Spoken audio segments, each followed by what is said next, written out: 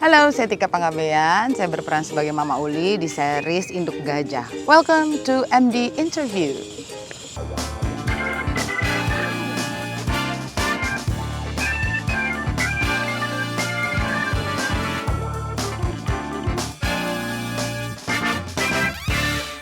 Bagus. Makan terus ya. Puaskan nafsu iblis yang ada di perutmu itu. Kalau dia gagal kurus, gak jadi kawin. Kayak mana? Kau halangi jodoh orang. Kau rampas kebahagiaannya. Ya Allah, cuma perkara somai, Bu. Enak kali kau ngomong. Pergi kau. Kita ceritakan awal mula bergabung dengan series Induk Gajah. Awal mulanya sih sebenarnya Acok duluan ya. Acok yang menghubungi aku. Dia bilang dia punya sebuah cerita yang salah satu role-nya, perannya itu pas untuk diperankan sama aku. Yaitu si Mama Uli ini seorang single mother dari satu orang anak yang namanya Ira. Bagaimana rasanya disutradarai oleh Muhammad Kliat? Seneng banget. Jadi aku tuh follow Aco ya di Instagram gitu ya. Terus aku selalu ngelihat dia sering bikin konten-konten yang lucu. Dia tuh kreatif banget, ekspresif banget gitu ya. Dan aku juga salah satu penonton film-filmnya Aco. Jadi waktu Aco ngajakin aku main di series ini, aku sempet yang, hah serius nih Cok gitu kan. Tapi Aco yakin kalau aku bisa menjadi peran Mama Uli ini. Terus akhirnya kita ketemuan, ngobrol langsung, ketemu. Dan Aco meyakinkan bahwa aku pasti bisa gitu loh. Jadi, dan setelah berjalan menyenangkan, Aco tuh orangnya detail ya. Jadi dia, dia tidak saja membuat skrip dan mengarahkan kita, tapi dia juga membantu kita untuk menginterpretasikan skripnya. Jadi ini tuh begini, ngomongnya tuh kurang lebih seperti ini, ekspresinya seperti ini gitu. Menyenangkan kerja dengan Aco. Bagaimana cara Tika mendalami karakter Mama Uli? Cara aku mendalami karakter Mama Uli sebenarnya gini, justru ini lucu sekali karena aku memang belum menikah, apalagi punya anak segede Ira ya. Tapi kalau dipikir-pikir kalau aku menikah dulu, pasti anakku kurang lebih seumuran Ira lah, hampir-hampir sama gitu loh. Jadi aku ya berusaha aja dengan membaca skripnya Aco, aku berusaha untuk memasukkan tokoh Mama Uli itu ke dalam diri aku. Selain itu juga banyak bertanya pada Aco tuh maunya seperti apa gitu. Nah, menyamakan persepsi gitu. Cok, kalau di dialog ini nih aku ngebayanginnya seperti ini si Mama Uli gitu loh. Apakah ini udah sama dengan harapan Aco? Jadi emang paling banyak tuh ngobrolnya sama Aco selain membangun chemistry dengan Marsyanda ya, dengan Caca ya, yang dalam hal ini adalah anakku. Apa pendapat kamu tentang orang yang sudah memasuki usia 30-40 tahun tapi belum menikah? Kalau menurut Tika sendiri? Kalau menurut aku sebenarnya itu masalah menikah di usia berapapun itu adalah pilihan. Satu pilihan si orang itu dan juga bagaimana jalan hidup yang sudah digariskan oleh Tuhan. Jadi sebenarnya nggak jadi masalah gitu loh.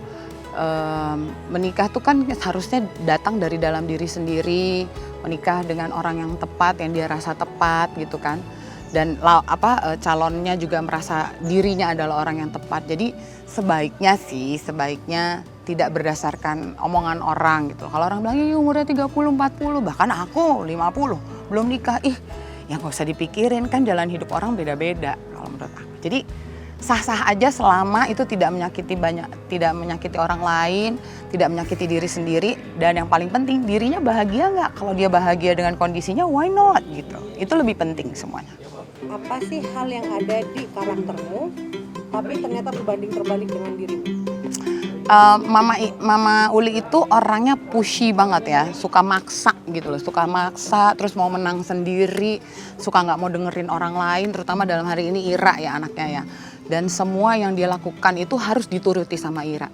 Jujur saja itu bertolak belakang sekali dengan Tika. Aku justru orang yang selalu membebaskan orang lain gitu ya, terutama orang-orang yang ada di sekeliling aku, teman, saudara aku untuk ya udah do whatever you want to do gitu. Paling aku hanya memberikan pendapat, itu pun sebisa mungkin aku memberikan pendapat kalau aku ditanya. Kalau nggak ditanya ya udah aku cuma diem aja gitu, atau ya memberikan pendapat yang tipis-tipis lah gitu. Jadi kebalikannya di situlah, aku orangnya nggak suka maksa, tidak suka mempertahankan pendapat. Justru aku selalu berusaha untuk mendengarkan pendapat orang lain. Karena kan beda kepala, beda hati, ya beda juga outputnya. Bagaimana cara Tika membangun chemistry dengan Marsyanda? Iya, caranya ya kalau aku sih dari awal reading sering ngajakin Caca ngomong, ngobrol, terus menurut aku Caca tuh kan seorang pekerja seni yang sudah malang melintang ya, apalagi di dunia acting ya. Jadi buat aku justru dalam beberapa hal tuh Caca jauh lebih berpengalaman, khususnya di bidang acting. Jadi aku sering ngobrol juga sama dia. Terus kita juga ngobrol banyak hal, Caca bercerita tentang hidupnya, aku juga bercerita tentang hidup aku, ketakutan kami dengan hidup kami masing-masing, ataupun kekhawatiran dan ketakutan kami dengan peran masing-masing gitu loh. Jadi kurang lebih seperti itu dan buat aku kalau yang udah-udah biasanya kalau aku dapat lawan main, apalagi lawan main ini adalah anakku dari from the day one aku ketemu dia, aku langsung anggap dia anak aku. Langsung yang kenapa nak gitu, mama pulang dulu ya gitu. Jadi sebisa mungkin langsung aku menyebut diri aku mama dan menyebut dia Ira, menyebut dia nak gitu. Supaya lambat laun si chemistry itu dan yang ada di dalam hati dan pikiran kita, oh iya dia anak aku, oh dia ibu aku gitu. Jika kamu memiliki kerabat yang cuek banget dengan penampilannya seperti Ira, Gak apa-apa, aku pasti cuek aja. Seperti contohnya keluarga aku juga cuek aja. Kalau aku tuh, ibu aku tuh orangnya neat banget gitu ya. Dandan, orang-orang zaman dulu deh dia keluar rumah ke pasar aja dia harus dandan gitu kan. Kalau di foto dia nggak mau pakai daster atau nggak mau sembarangan bajunya gitu loh. Tapi ternyata putri-putrinya aku dan kakak aku sangat cuek banget. Kita cenderung tomboy dan cuek. Jadi ketika lingkungan aku juga tidak menuntut apa-apa, aku juga tidak ingin menuntut apa-apa. Jadi kalau ada orang yang cuek banget seperti halnya Ira, ya udah kalau itu membuat dia bahagia, membuat dia happy, membuat dia lebih percaya diri ya biarin aja. Paling aku sedikit concern beberapa tahun belakangan ini masalah kesehatan. Jadi untuk beberapa orang-orang yang bisa aku ajak ngomong, misalnya ketemu orang dia jauh umurnya di bawah aku, hitungannya jadi adik atau anak, aku paling cuma sering ingetin mau bergaya kayak apa silakan, tapi yang penting jaga kesehatan, itu paling penting karena itu modal utama kita sih menjalani hari-hari. Karena aku juga dalam learning process untuk konsisten menjaga kesehatan. pernah nggak punya pengalaman kayak Ira yang disuruh ubah penampilan sama orang terdekat, ubah penampilan yang nggak harus berat badan kok? Ya, kebetulan enggak sih ya. Ibu aku sendiri yang tadi aku bilang orangnya sangat dandan, sangat rapih, itu dia nggak pernah loh maksa kami harus dandan dong gini-gini. Enggak. Dia betul-betul demokratis, dia betul-betul membiarkan aku berkembang dengan karakter aku sendiri. Paling yang selalu dia ingetin adalah memang sama jaga kesehatan, itu lebih penting buat dia.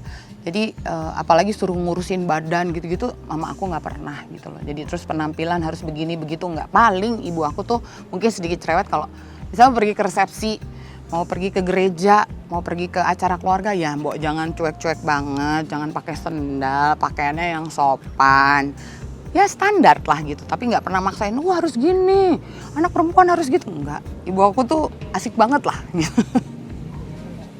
Apa kesulitan yang dihadapi Tika dalam memerankan karakter Mama Uli? Kesulitan aku adalah ada beberapa dialog-dialog yang cukup panjang dan di sini kan aku harus berperan sebagai ibu-ibu yang dulunya masa kecil dan sampai remajanya dihabiskan emang dia lahir dan besar di kampung ya, jadi logatnya tuh masih kebawa gitu loh. Walaupun tidak sekental orang yang ada di kampung Bali G atau di kampung Batak, tapi ya namanya kita lahir besar berkembang di kampung pasti logat itu terbawa terus kan. Jadi untuk selalu ingat bahwa cara ngomongnya tuh masih harus ada logat-logat Batak asli gitu. Dari tadi kulihat si Emil senyum terus ke si Ira.